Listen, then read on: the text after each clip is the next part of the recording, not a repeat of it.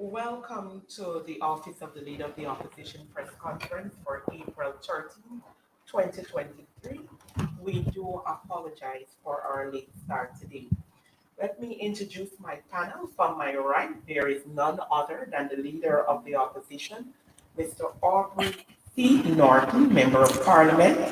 To his right is Mr. Jeremy Figueroa, Member of Parliament, and to his right is Mr. Elson Lowe, economist. Welcome.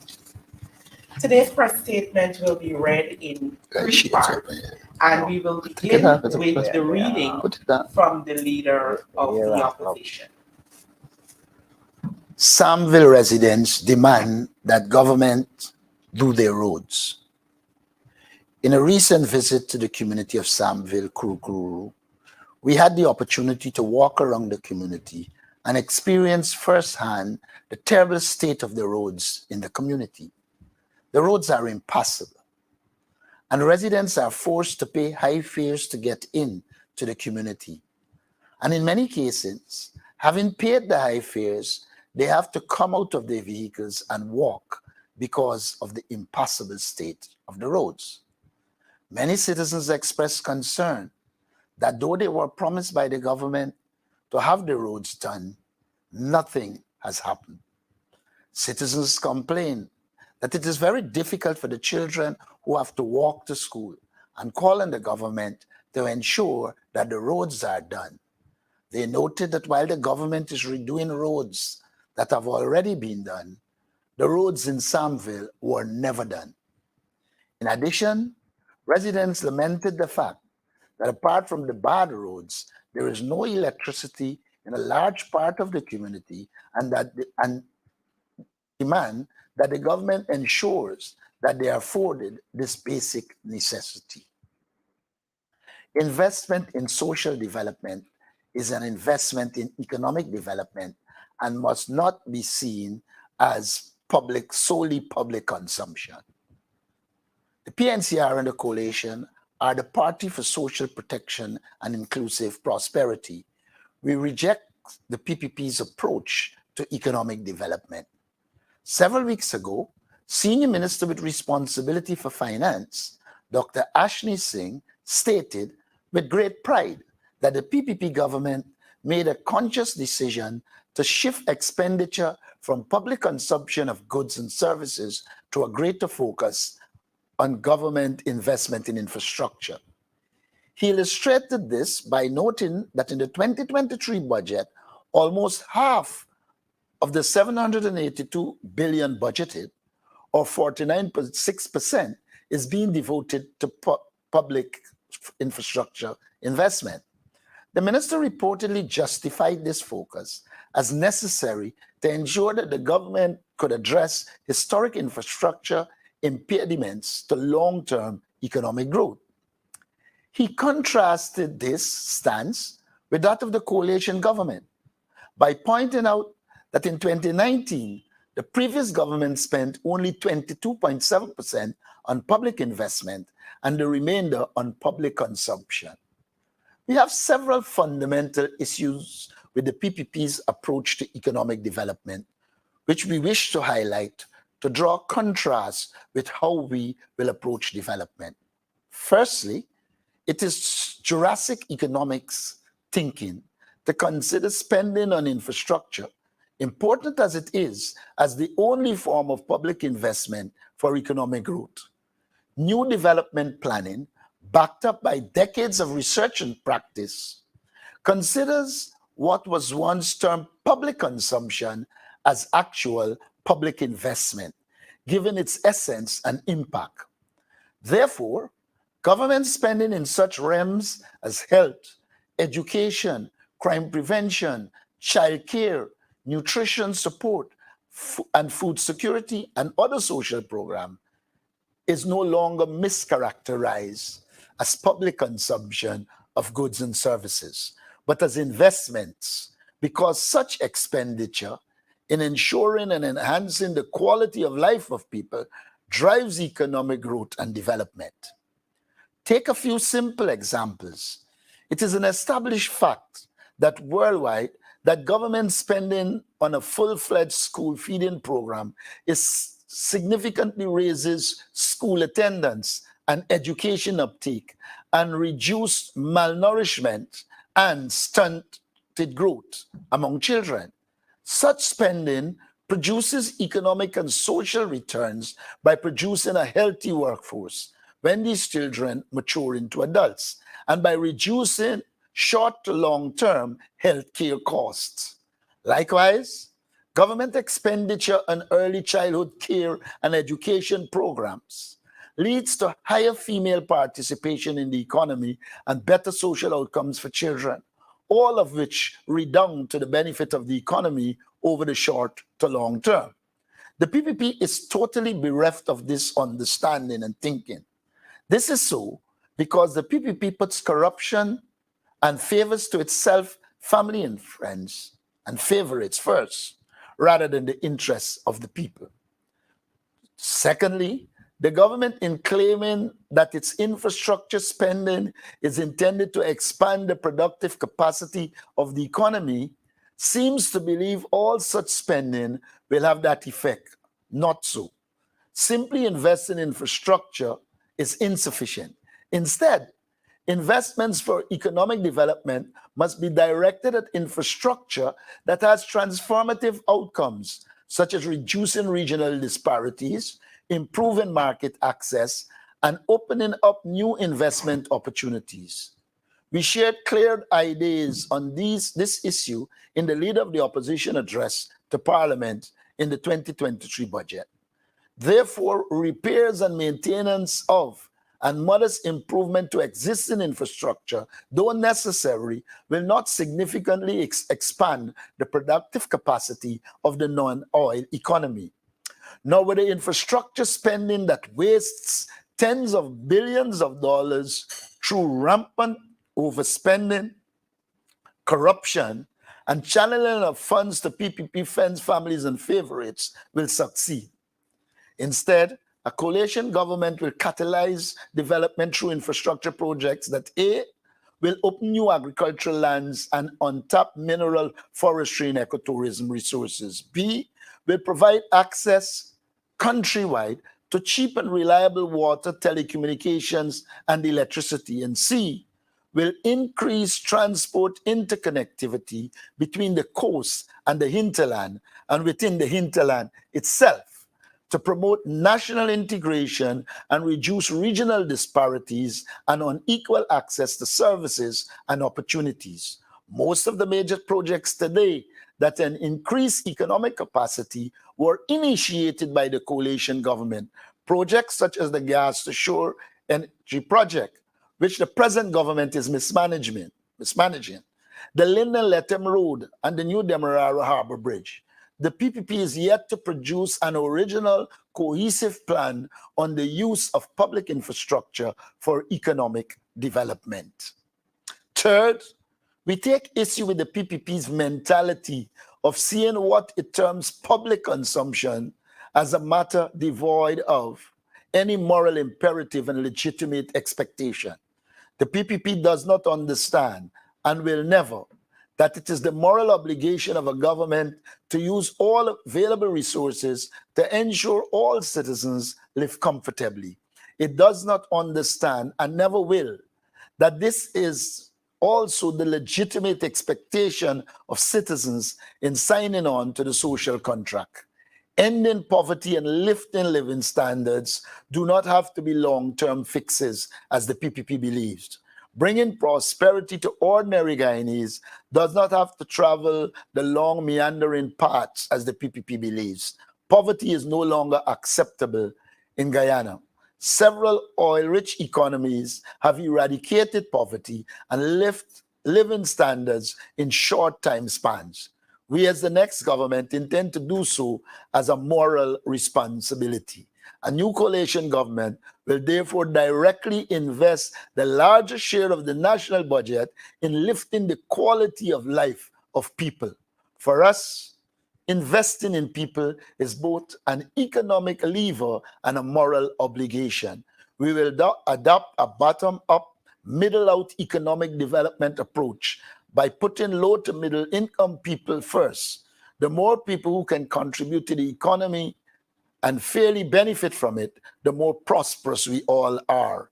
We therefore believe that economic growth and development must be inclusive, where no citizen is excluded by virtue of poverty, deprivation, unemployment and underemployment, low income, no savings, social marginalization, and discrimination.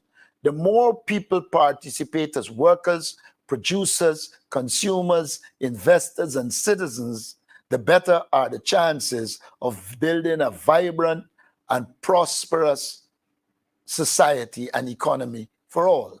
Further, we remain committed to the core belief that each household must be guaranteed a minimum livable income through a combination of wages, profits, dividends, cash transfers, subsidies, tax breaks, etc.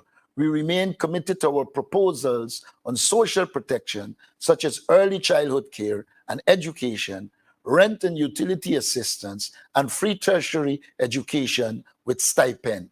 The bottom-up, middle-out approach to growth and development is more than a slogan, but a fundamentally different way of thinking about the economy. We are the party for social protection.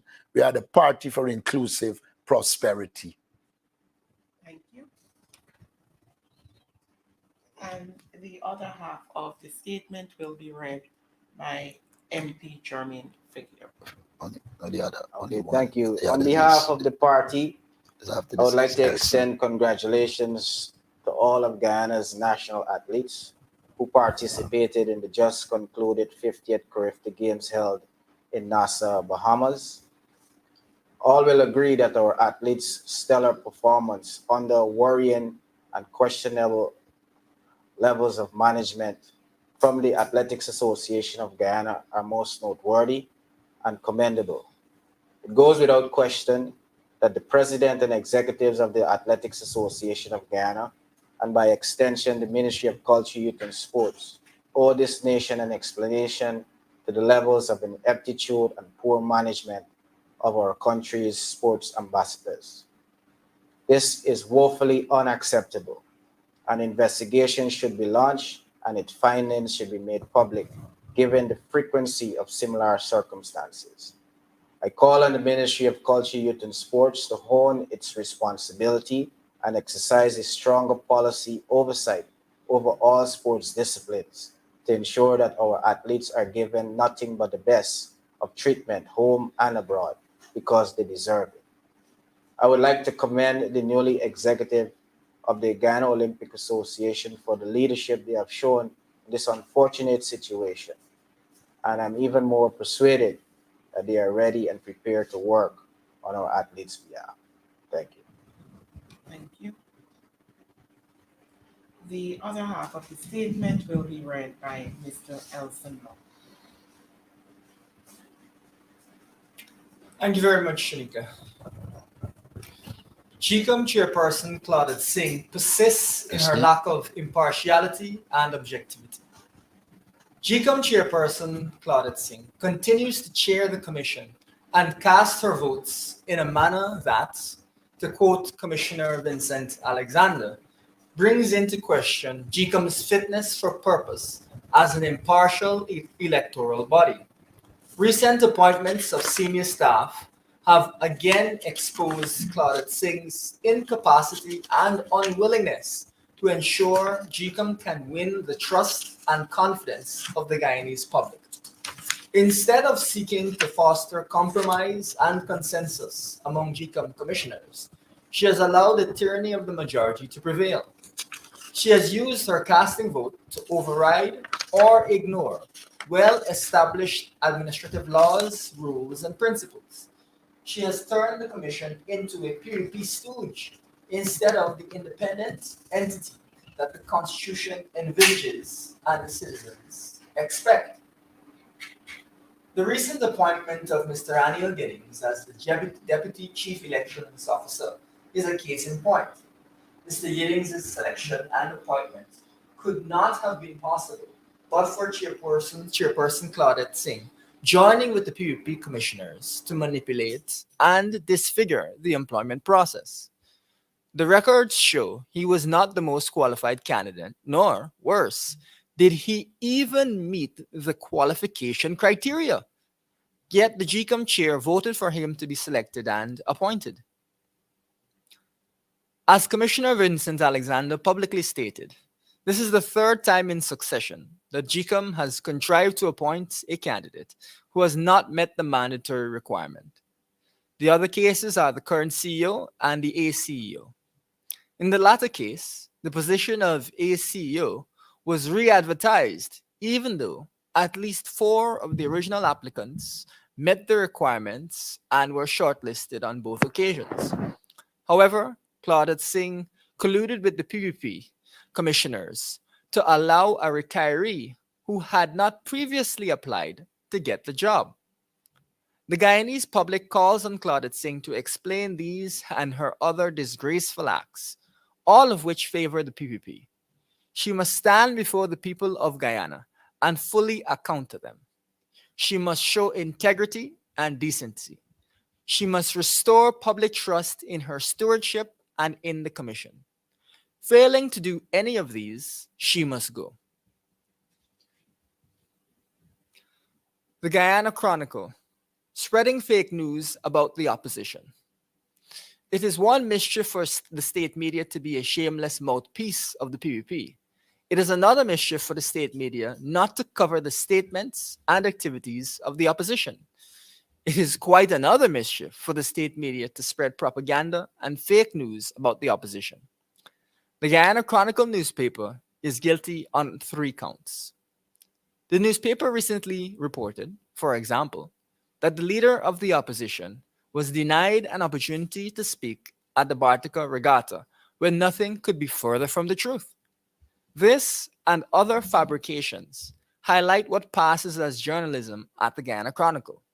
In addition, the newspaper publishes the wild responses of Second Vice President Jagdeo to our press statements without reporting fairly or at all on what we actually stated. And as we have pointed out before, the answers we give to the persistent questions from the Chronicle journalists at our press conferences do not see the light of day in the newspapers. But even in asking for more coverage from the Chronicle newspaper, we must be careful what we ask for, given its penchant for mischief, bias, and lies. It is no secret that the negative coverage of the opposition comes at a cost to the newspaper. It has lost its credibility. People see it for what it is, the bedmate of the Mirror newspaper. No wonder that that circulation of the newspaper remains low, even in PPP strongholds. Thank you. Okay, at this time, I will open the floor for questions on the press statement, and as is customary, you do so by the raising of hand, and you will state your media houses. All right, the first hand I see is Mr. Jevon Vickery. Good afternoon, everybody. I don't know if Mr. Lowe or the opposition leader can answer this question. Based on that Chronicle report, can Mr. Norton or Mr. Lowe see exactly what might have given the indication of you not speaking at this event or maybe speaking to persons? What exactly happened? First of all, let me say that we were invited, and as leader of the opposition, I was invited to a 9 o'clock opening ceremony. It had nothing to do with the opposition leader not speaking. We were there, we interacted with people. Up until about 1:45, the opening ceremony did not begin. If the Chronicle wanted to report properly, they would have reported that the Prime Minister and delegation were not there on time. And even when the lap of honor was done, only the leader of the opposition and his team participated in the lap of honor. I gathered from some sources that the Prime Minister apparently expected them to wait until he comes, even though it was a 9 o'clock start, and that occurred at 10.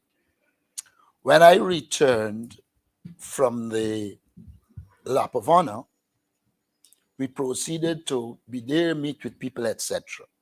The organizers of the activity knew that we had rented a boat and that we were coming back to Georgetown to go to the highway to Samville, to the people who we had promised that we will visit them.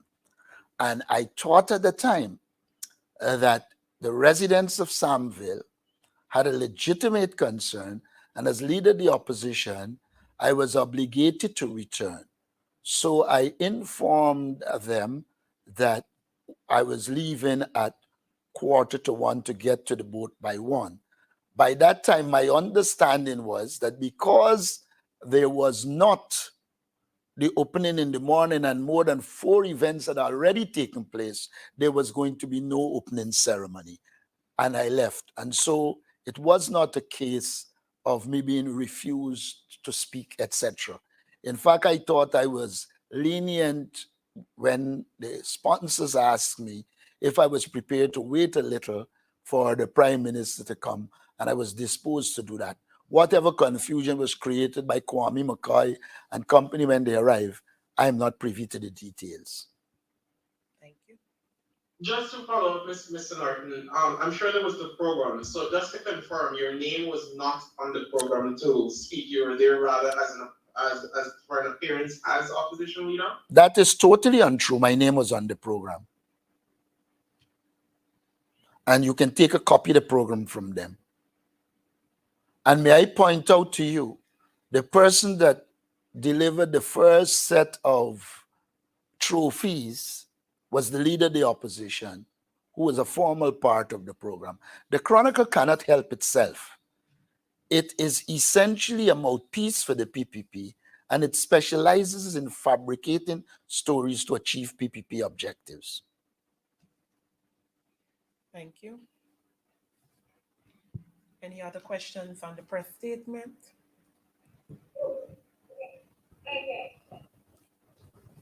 Miss Marsha?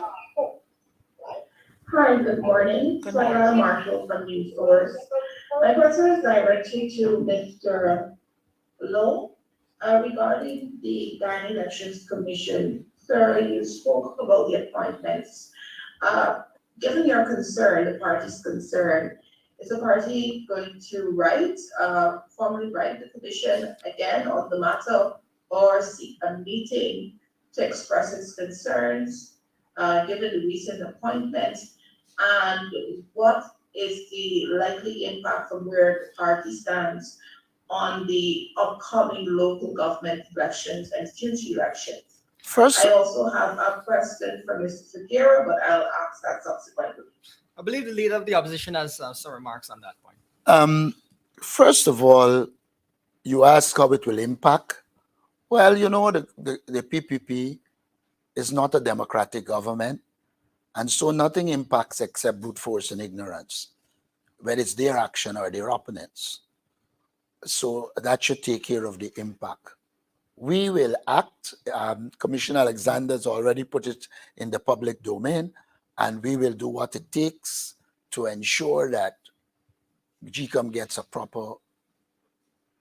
proper personnel generally, because as it stands, they are taking political hacks and fooling GCOM. And if you're talking about impact, one impact is that elections will never be credible in Guyana once you have a commission that is controlled by the People's Progressive Party. Thank you. Just a follow-up, sir. Mr. Norton said the party, Mr. Alexander would have spoken about it in the press. Mr. Alexander would have expressed several concerns leading up to this appointment. You said the party will do what it takes. Could you just break that down to me? What exactly do you mean by that? There are always legal and other options.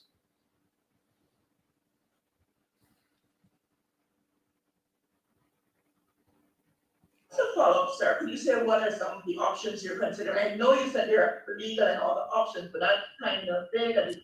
What exactly you're looking You know, at this point in time? I continue to say to the press, when you're a political party, if you telegraph what you're doing, I mean, I understand that Chronicle has become the mouthpiece of the People's Progressive Party, and therefore they will want to ask questions so you could say what you're doing, and Chronicle will be allowed the government will be allowed to act. We are going to take whatever decisions we need and act on them, but at this stage, we are not prepared to say to you what is it we will do. Sir, I just a point of correction. My name is Svetlana Marshall, and I'm a journalist attached to News Source. I'm not a mouthpiece of the government, and my president. No, I think you missed what I'm saying. I'm saying the Chronicle is a mouthpiece. And once I put out their information, then what happens is the government prepares for it. Now, you are from an independent, I know you who you are. I'm saying to you, at this stage, we're not prepared to do that, because what happens, if you observe what is happening, you will recognize that an attempt is being made to use the press conferences to get an idea as to where the opposition is going so that the government could act. I'm not necessarily accusing you as an individual of working on behalf of the government, but you do accept that you have Chronicle here, NCN, I don't know if NCN is here, and normally that is what happens when you do that. A follow-up question to Mr. Figueroa. Mr. Figueroa, could you give us an update on the various sporting facilities in the Region 10 since you're here? I know that works were ongoing on the Mackenzie Sports Club ground as well as the synthetic track. Just an update on those facilities. Thank you for your question, Svetlana. I believe both facilities are moving at a snail's pace. We believe that in particularly the synthetic track, it should have been completed already. And the time this track started, the athletes in Region 10 should have been using it to prepare for the recently concluded Carifta Games. With regards to the Mackenzie Sports Club ground, a lot of concerns have been arisen by the people of Region 10, particularly because of a posting His Excellency would have placed on his Facebook page, indicating that the Mackenzie Sports Club ground is being upgraded to facilitate an international ICC standard cricket pitch. That is most concerning for us, because I would have asked several questions pertaining to the Mackenzie Sports Club ground in the House.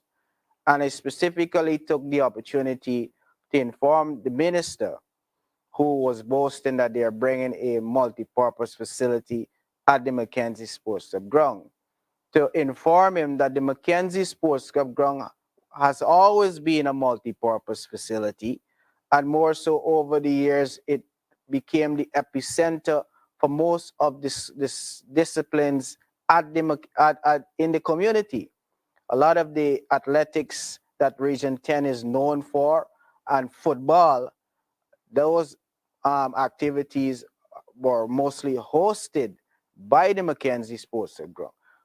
So to hear now that the president is saying, and it was also shared on the Minister of Culture, Youth and Sports page, the ministry, that ICC standard cricket pitch is being placed there. It is of concern for the residents, the people of Region 10, who are particularly known for athletics, swimming, and football. We are very much concerned with this new revelation, because in the House, when the question was asked, it was specifically said, and it was very pellucid, that the club will maintain all of the disciplines that it used to host, and that is the direction the development would be taken. And now to hear, and more so to read on the president's page, no less a person than the president, saying that the ground will be upgraded to a ICC standard cricket pitch, it is concerning, and we need clarity I would have also asked that for the image of what will be coming to the Mackenzie Sports Club to be placed in a public space, as was done with the synthetic track. A diagram of what it will look like was placed at the 5 corner. I even suggested that to the PS for him to indicate that to the minister, that the people of Linden is most deserving to know what is going to be placed at their facility. This is a people's facility. The club is owned by the people of the membership of the Mackenzie Sports Club ground. And it is alarming, it is concerning, because the club in itself would have morphed into a community facility. It does not only cater for sporting activities, social events as well. So it is now a part of the community. So now to hear that the synthetic, the ground is now going to be facilitating cricket, and the question of football, the question of athletics, and all of the other disciplines that the club used to cater for more than 50 years. We have no clear direction, and the ministry is somewhat hesitant to give information, and more so to even put out a diagram, a pictorial image of what this facility would look like. So there is raging public protests with regards to those comments and display on the president's Facebook page. Just to follow up, are you saying that because it's going to have this international standard for cricket to be played, that other discipline cannot, that other sports activity cannot be facilitated in on the ground? That's what you're alleging. And secondly, could you say exactly who owns the ground? Is it NESIL? You just mentioned members, but who really owns the facility? From my knowledge, it is a community facility. It is a members facility. And I'm not alleging that other sports discipline won't be played at the Mackenzie Sports Club ground. What I'm saying that the ministry has to provide the residents with information that they seek. Because I would have asked that question based on the concerns of the residents of the community in Parliament, and it was relayed to me that the Mackenzie Sports Club ground will remain a multi-purpose facility to cater for all of the disciplines. And if it is going to be of ICC standard for cricket, then we need to know if also football would be played, because the leveling of the ground as it is brings into question if a football pitch with FIFA standard could also be accommodated at the Mackenzie Sports Club ground, along with the other disciplines that the club used to cater for, hockey, for example. There's no need for us to continue having athletics competition at the Mackenzie Sports Club ground when we're going to be having a synthetic track at Wisma. So what about football and what about hockey that the club used to cater for? So those are questions we believe needs clarity from the ministry, because it is a concern of the people of Region 10, and I believe they are most deserving of a response, and more so a pictorial image of what the facility would look like on its completion. I don't see why there's a hesitancy by the ministry to put up an image of what the Mackenzie Sports Club ground would eventually look like with this upgrade. I also would like to add that when you speak to the people in Linden and Region 10, they want the ground to be updated to FIFA standards. Linden plays football. And for the government to come to decide a ground that we use over the years, I played personally football on that ground in the 1970s. Linden plays far more football than cricket. And what Linden people are demanding is that it be upgraded to FIFA standards rather than ICC standards.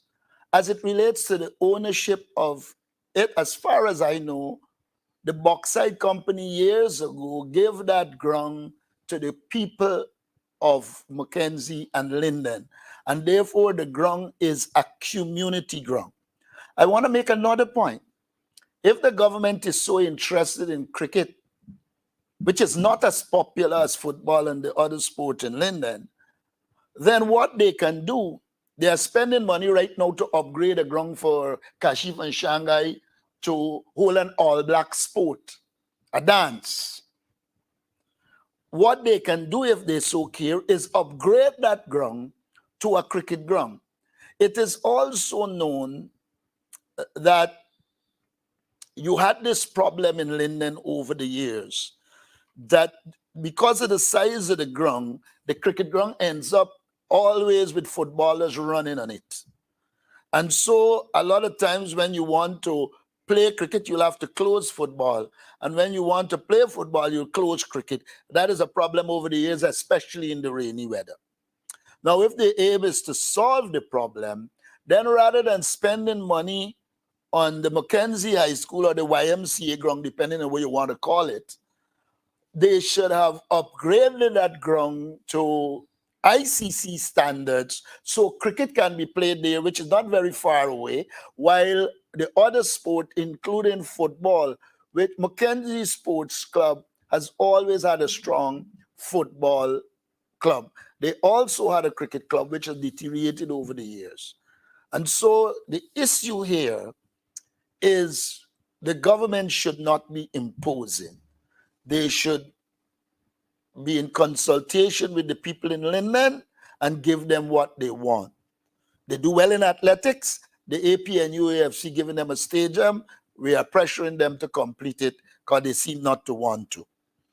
At the Mackenzie Sports Club ground, it should be FIFA standard with hockey and other games being played, and the government can put resources into the Mackenzie High School YMCA ground and upgrade that to an ICC standard rather than focusing on doing it for Kashif and Shanghai to keep a party. Thank you. I see the hand of Mr. Adam Harris.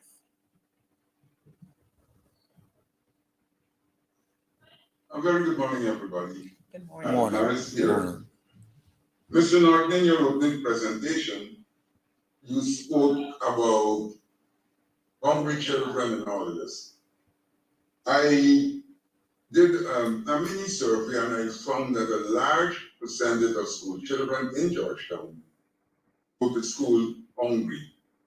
I also know that toward the end of the last school term, with some help, and I know you're a modest person, I might just say that you organized to feed 50 children of a certain South Georgetown school every day. Sir, is there a school feeding program for secondary school children in the city? Question number one. Has the government paid attention to the number of poor people and hence the number of children who go to school hungry? And the third question is the education minister aware of the level of concentration of the children in the various classes? All right. Yesterday, I brought a message to the Seventh-day Adventist conference, and I told them that the people with power don't hungry, and the people that hungry don't have power. And so you have a government in which its leadership cannot understand hunger. The children obviously wouldn't be hungry. But a lot of the children in South Georgetown and across the country, not only South Georgetown, I know of a case at Harmony School years ago, a year or two ago, where children just didn't have anything to eat. In most of our speeches to Parliament, we abhor the fact that they are putting so much money into infrastructure at the expense of our people. And don't forget, the allocation of resources is done based on our national budget outside of the corruption. Talk about where it is done legally. And if you look at the allocation of resources, you will see that the intention is not to get rid of poverty and remove children from that hunger list. It's an attempt to put money in the hands of the cronies. And so I believe that there should be a school feeding program. The APNU AFC, we believe that there should be a school feeding program at every level. We identify those children living in poverty and cannot afford a meal and be able to give them at least 2 hot meals per day so that they can perform. I don't gain the impression that the government is concerned about eradicating hunger from school children. The government concern is to be able to use the PR to say, oh, we have a school feeding program. But it is clearly not focused. It is clearly not aimed to achieve the objective that it should be achieving of eradicating hunger, of reducing and finally eradicating poverty. And so I know that the government knows that there are a lot of children that are not getting what they should get, but it is not in the government's interest to change the situation, because that will deprive them of resources for their corruption and personal accumulation. Now, as it relates to class concentration, it is well known that a lot of the classes have more children than teachers, and the government is not doing anything to keep teachers in the fold. And even as they talk about training teachers, it is not in a structured way. And importantly, if you train new teachers, they will take time to get some experience. But I do not believe the government has done an assessment of the amount of children in each region and what amounts of schools we need in which category. The government seems to wake up every day and just, it's like we're building 5 new hospitals. Based on what? Is there an analysis of where these hospitals are needed? What types of treatment are needed there? The government, like I said in my budget, does not have a cohesive plan for anything in this country except to ensure that the friends, families, and favorites make money. So it will take a government that is prepared to do the surveys and come up with responses.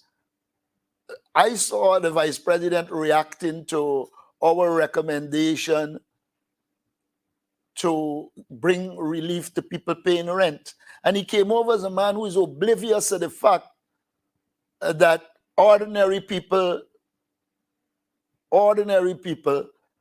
are finding difficulty. Sometimes he's judging from his tenant sue or his ex-tenant. Now, that is not the tenant we should be judging from. We should be judging from the average man who can't afford. And we are making it clear we're going to put mechanisms in place for people to be able to rent and own that house.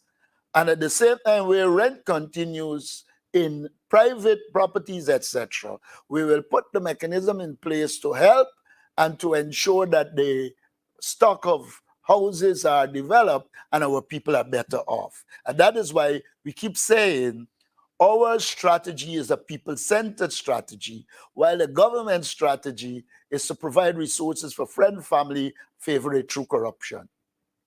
Thank you. I just want to build off of that really quickly. The numbers back up what the leader is saying here, and it is amazing that the finance minister is coming out to be very proud about the fact that they are refocusing resources away from things like education.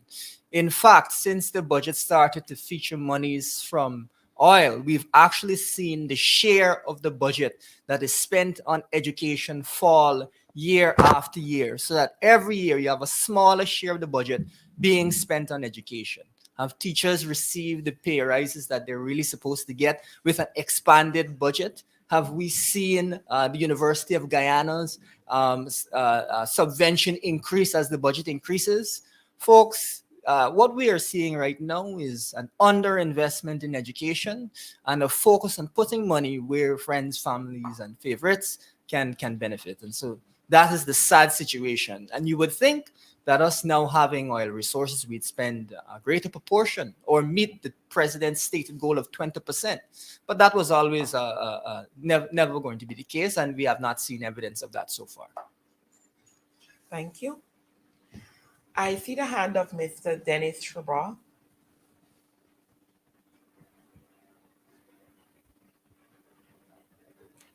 I would like to know, beyond your concerns that you raised about the sport facility in Linden, what more do you plan to do to have those addressed so that your objectives can be achieved? So like I said in my remark, Shabral, the government has a responsibility to be honest with the people. And the House in itself requires honest response. So if a representative from a region is bringing the concerns of the people of the region in a question format, and it's regards to the Mackenzie Sports Subground, and in the question it asks if all of the sports discipline that the Mackenzie Sports Subground is known for hosting, would all of those said disciplines be played or continue to be facilitated with the new upgrade of the government's investment in the facility? And the response is yes. And then several months after, you're seeing a position that brings into question if the information that was provided in the House was indeed accurate. So the fact that the president and the Minister of Culture, Youth and Sport and several other ministers put on their Facebook page that the Mackenzie Sports Subground is being upgraded to ICC standard, which if it is okay if it is going to facilitate all of the other sports discipline. But that question is still yet to be answered, because the people would have asked after that posting, will the Mackenzie Sports Ground facilitate all of the disciplines that it once hosted? Would that still maintain? And the Ministry of Culture, Youth and Sport, it's still yet to answer that question. Now, I would have proposed several times to the government to give serious consideration with respect to the development of sports in Region 10.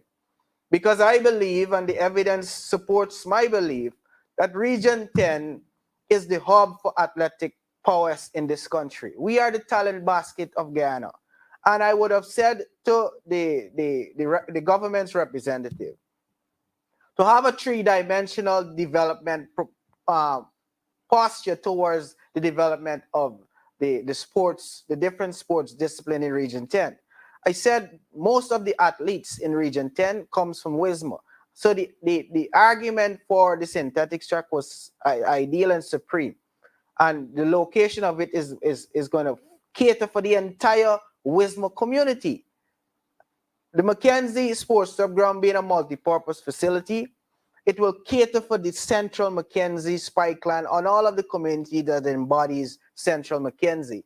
And I said to them, just upgrade the Mackenzie Sports Subground, put some additional seating, better lighting, fix the washroom, and ensure that it has an upgraded 21st century standard to facilitate all of the disciplines that it once held.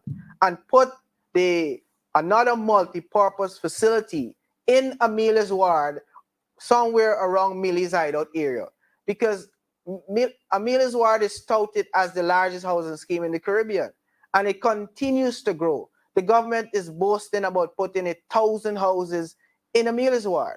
So the fact that the population will continue to grow and there's no proper sporting facility there, then you can put a multi-purpose facility in Millie's hideout, where parking wouldn't be an issue as it is at Mackenzie Sports Subground when they have major activities there. Put it in Millie's hideout, it will cater for the scores of young people.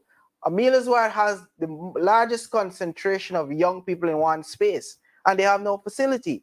So if they had listened to the idea and stop being political about everything, let the best ideas pan out so that the people can benefit, and put that facility there, we would not have had this question being asked here today. And it is still a question that the government has to answer, because they said in the House that it will cater for all of those disciplines. But since this posting that was placed on the page of the head of state, a lot of questions are still yet unanswered, and we have asked for the minister with responsibility for culture, youth, and sport to provide the nation and more so the people of Region 10 with the answers to those questions. Because we maintain that the Mackenzie Sports Club ground is going to be the people's club. And we welcome the development, but the people of Linden will continue to manage the affairs of the Mackenzie Sports Club ground. But we need clarity with regards to the disciplines it once hold and the statement that the president and the ministers would have put out. Also, some manifestation of dishonesty. Yeah, but what I want to find from you, sir, is beyond your calls, what more can you do to potentially achieve your objective? To get the minister to answer the questions, to ensure that the project satisfies your requirements based on your experience and knowledge of the community of Linden. Mr. Shibral, the minister should know that he is an elected servant of the people. And it is the people's request government are to satisfy. And the people of Region 10 is saying unequivocally that these are the things that we want. It is taxpayers' money that funds all of the government's developmental work. It is the people who have to pay those loans and all of the debt the government incurs. And if the people is saying to the government of the day, this is what we want from our elected servants, what more can I do? We intend to bring awareness, greater awareness to the people of Region 10 with regards to the dishonesty of what we believe is being put to the people of Linden, because you're saying one thing in the house and out of the house you're saying something else. So we will bring this awareness to them, and we will continue to demand that the will of the people be respected. This is a demand from the people to the elected officials, that this is what we want. This is what we are known for. And it is what we are best at is athletics. And it is because of our prowess in athletics, Ghana was being able to feature on the international platform receiving medals. And we're saying, respect the will of the people and honor what the people are asking. We're not asking for something out of the box. The government has the resources to satisfy the needs of the people of Ghana, but their posture suggests that they're least concerned with the demands and the wishes of the people. So the government has to answer that question. Let me say this to you, Dennis. I have witnessed the consistent questioning as to what we will do. We have heard many people say that you need to do X, Y, and Z. You're not hearing you. You're not hearing me? Hearing you now, sir. Yeah. We are going to continue to engage the people of Region 10, and whatever the people of Region 10 directly do us to do, we will do. I also want to make the point that this whole thing is clearly a case again of the government being dishonest. When the government first spoke of the project, the question of ownership of the ground was never in question. It was the government that was saying to engage the international financier, if I recall clearly, they had to show ownership. And I assume in their own dishonest approach, they put in the document that they owned it. Of course, I don't see Londoners running to tell the world, don't get them because we own it. If they lie, they must face their lie. But the reality is it is owned by the people of Linden, and the people of Linden should determine what happens at Mackenzie Sports Club. May I also add, well, the coalition government in the direction of sport was going to do some of what Mr. Figueres said, but also on the cards was an Olympic-sized swimming pool, because Linden also produced swimmers. I think in the last 2 or 3 Olympics, whoever qualified from Linden. And there is a lot of space in Linden that an Olympic-sized swimming pool can be placed to allow people to develop their skills and be able to represent Guyana.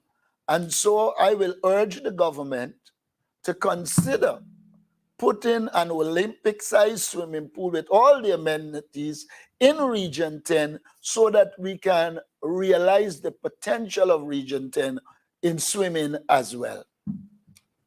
Thank you. Any other questions on the press statement? I have a question and another question, please. Mr. Norton, at your recent meeting in our Boystown, you forecast early elections. Could you give us an idea of your preparation so far by your party and the coalition on the APNU for those early elections? Mr. Shabral, No, let me answer it. Let me answer it. I mean, we know we want to deal with this first, but let me answer it. Oh, my apologies. Go ahead if you have to deal with this. We have been preparing for local government, for elections generally from day one. We have done a lot of work on the ground. You will notice whenever we are on the ground, the next time the PPP comes out with some story, regardless of what, we will continue to be on the ground. We'll continue to work with our members and supporters and to go into other areas to ensure we sensitize people and prepare Guyana for a new government. Thank you. Mr. Norton, follow-up. How do those preparations impact on the holding of the next party's Congress in line of its stipulated schedule? Would you have, for instance, to delay the holding of Congress, or would you be going ahead with the Congress schedule? Those are decisions the party will make. Is there a time frame when those decisions are expected? Our party traditionally holds Congress in August. Unfortunately, during the pandemic, we held it in December. I believe the intention is to put it back to August. And so the first August, I think, at the end of the biennium is when Congress will be held. Thank you.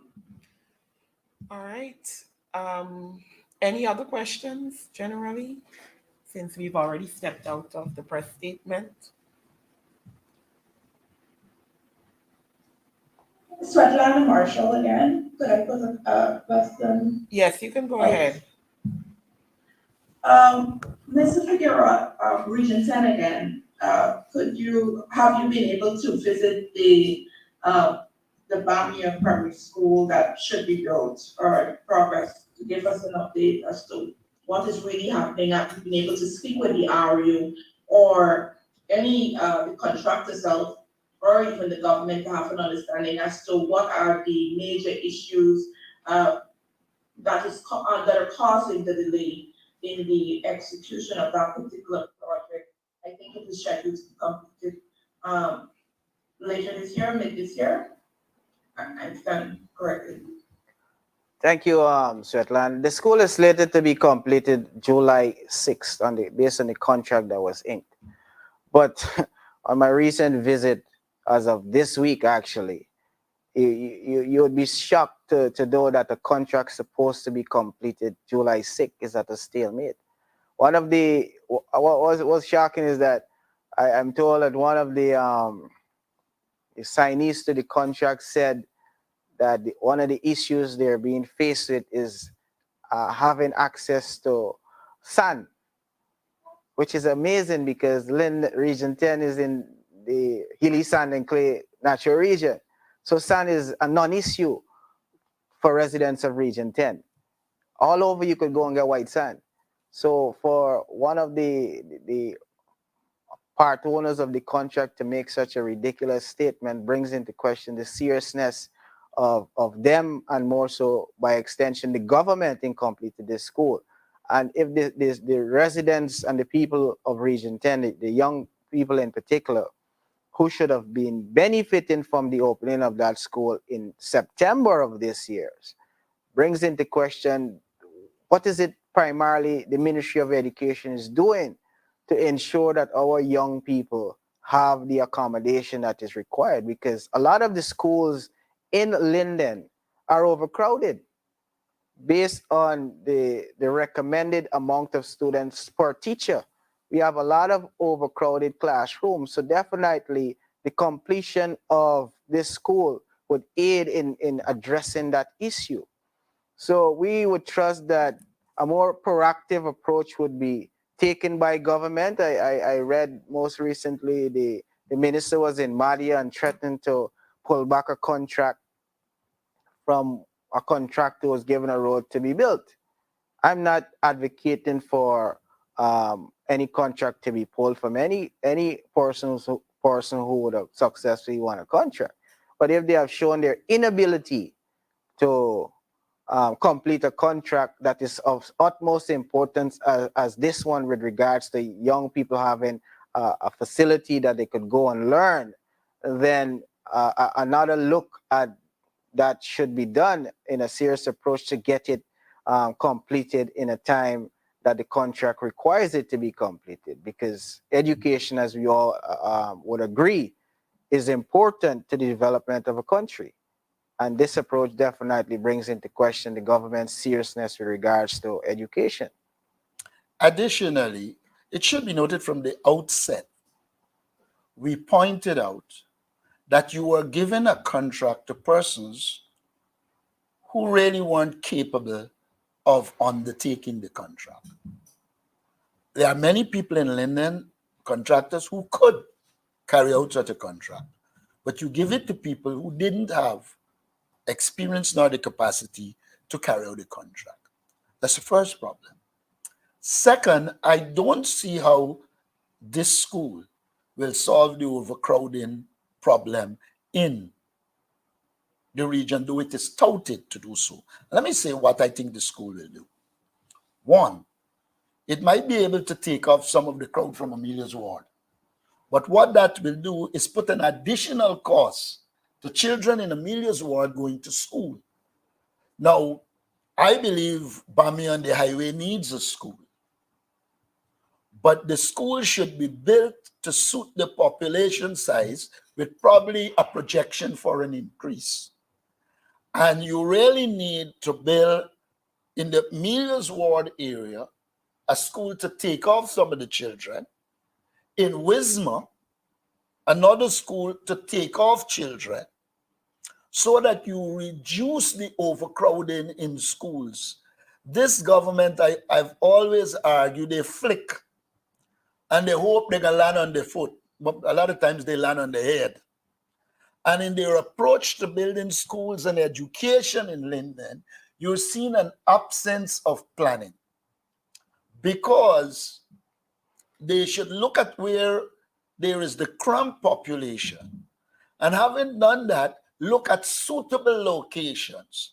Because when you take children from the cramped areas in a society that is relatively depressed, and now you're adding to the parents finding passage for them to go to school, you are generating problems more than solving problems. The critical issue of understanding where the children are, which is the best place to put them, in which communities, are the critical issues that have got to be addressed. And we do not see the Ministry of Education operating in that way. This contract to me is just another attempt to give friends and cronies resources from the government. Thank you. Mr. Adam Harris. Sorry, this one again is outside of the press statement. You can go ahead. Sir, it was made clear that we are using 2 more magistrates. The chief magistrate reportedly has proceeded on her retirement leave. We were already short of judges in the Court of Appeal, we were short of judges in the High Court. And we still don't have a judicial service commission, sir. One that was promised more than a year ago. Sir, is there anything that the opposition could do to ensure that the judiciary doesn't collapse? Because there are many court cases with the shortage of magistrates and judges. Some of these cases would be for the stall.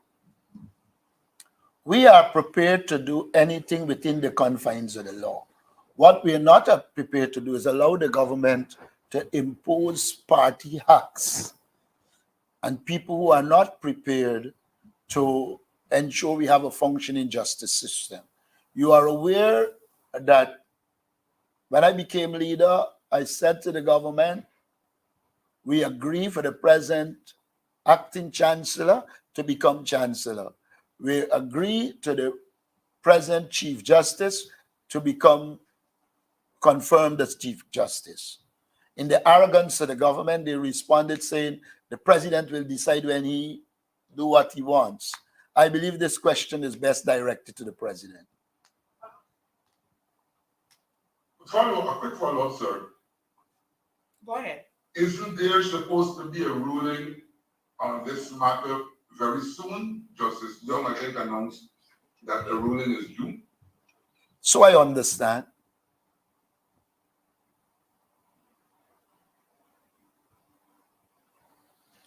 Thank you. Mr. Chabra?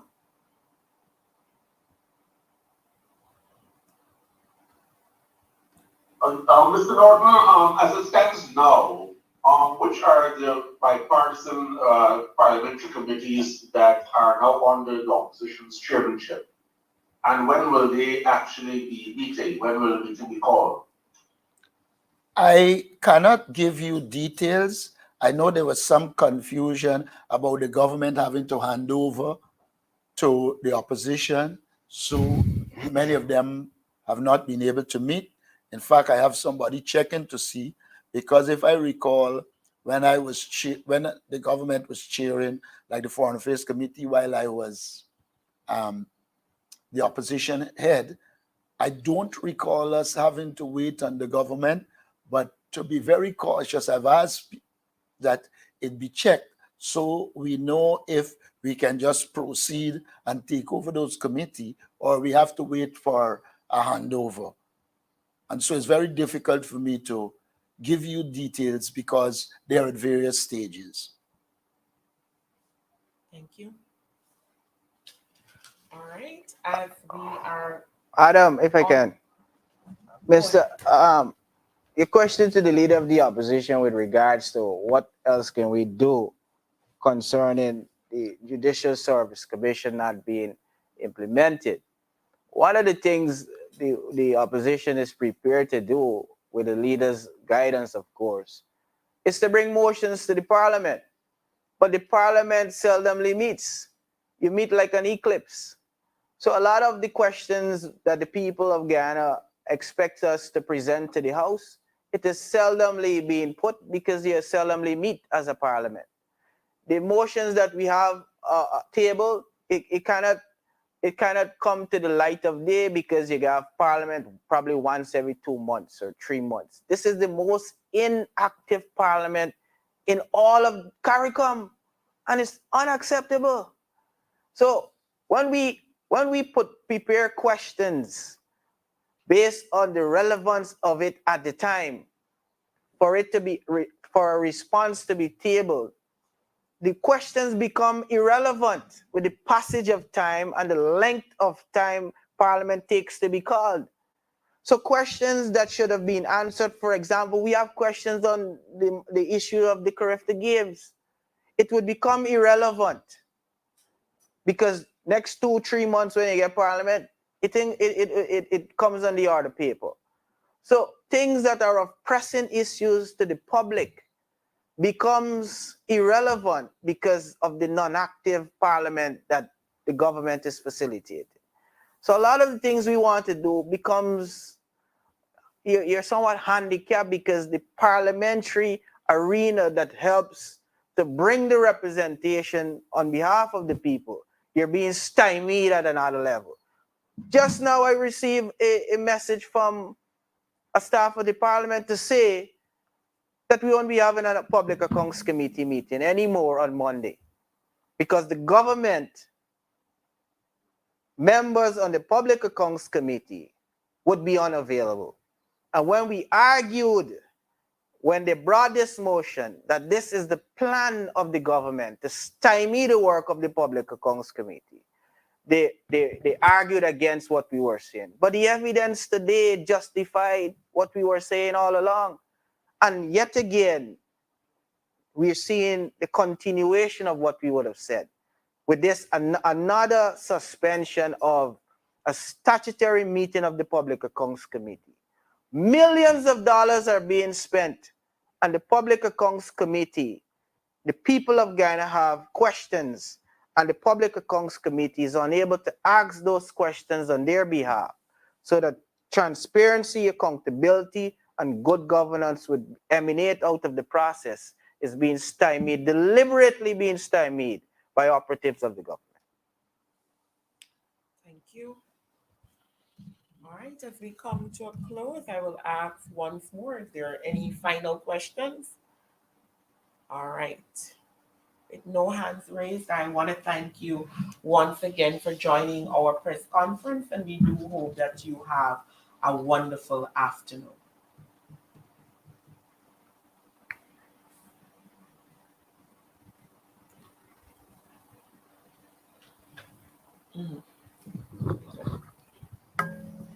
Recording stopped.